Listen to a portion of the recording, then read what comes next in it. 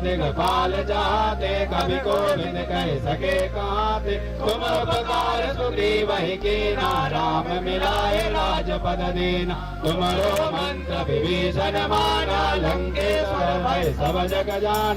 युग सहस्र योजन परवानु, लील्योताई मधुर बल जानु। प्रभु मुद्रिका मेल मुख माहि, जल दिलाप गए अजरज नाहि। दुर्गम काज जगत के जेते, सुगम अनुग्रह तुम्हारे तेते। राम दुआरे तुम रखवाले, होत न आज्ञा बिन पैसारे। तब सुख लहे तुम्हारी शरणा, तुम रक्षक काहू को डरना। आपन तेज समारो आपे, तीनों लोक हांकते कापे। भूत पिशाच निकट नहीं आवे, महावीर जवन तमेव सर्वं मम देव देव। कायेन वाचा मनसेन्द्रियर्वा,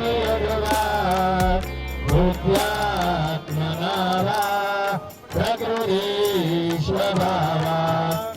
करोकारं संसारसारं जितेन्द्रहारं,